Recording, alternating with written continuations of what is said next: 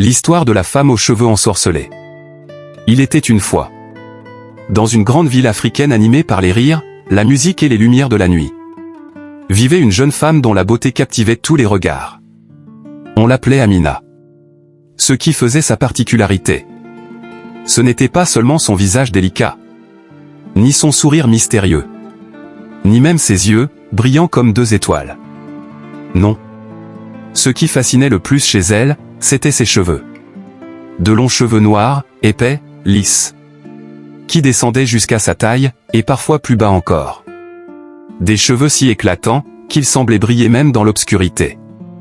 Chaque fois qu'Amina entrait dans une boîte de nuit, les conversations s'arrêtaient. Les hommes tournaient la tête. Certains murmuraient.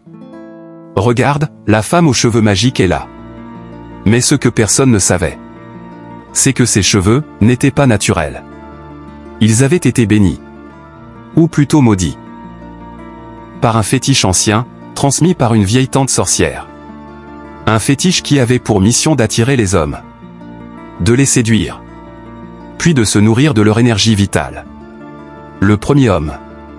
Un soir, un riche commerçant, séduit par Amina, s'approcha d'elle. Il lui offrit des boissons, des bijoux, et promit même de lui donner un terrain. Elle sourit. Elle caressa doucement ses cheveux devant lui. Et le commerçant tomba sous son charme. Mais une semaine plus tard, sa boutique fit faillite. Ses marchandises disparurent comme avalées par le vent. Et lui-même, autrefois robuste, se retrouva faible et malade. Le deuxième homme. Un étudiant, connu pour être l'un des plus brillants de l'université, osa lui adresser la parole.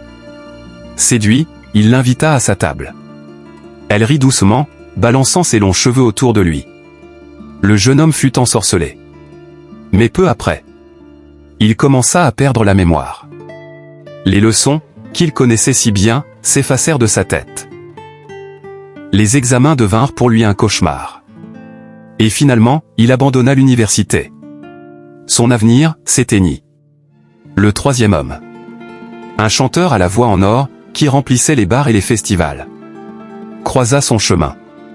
Il fut hypnotisé par la beauté d'Amina et par la danse de ses cheveux. Il l'accompagna une nuit. Mais au matin, quand il voulut chanter, sa voix s'était envolée.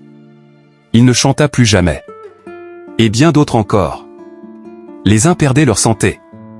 Les autres leur travail. Certains leur famille.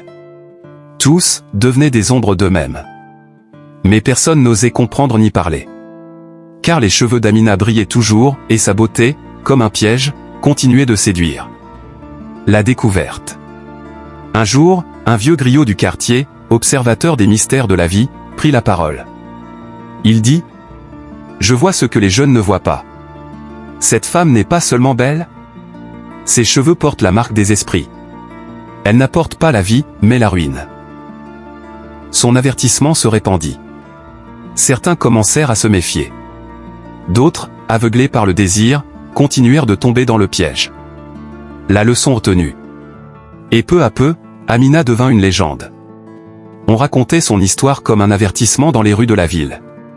Quand la beauté brille trop fort dans les lieux de tentation, ouvre les yeux du cœur. Car certains charmes ne séduisent pas. Ils détruisent. Voilà. C'est ainsi que l'histoire de la femme aux cheveux ensorcelés traversa le temps. Non pas comme celle d'une reine de beauté, mais comme celle d'un piège invisible, rappelant à tous. La vraie beauté se trouve dans l'âme, pas dans l'apparence. Magnifique.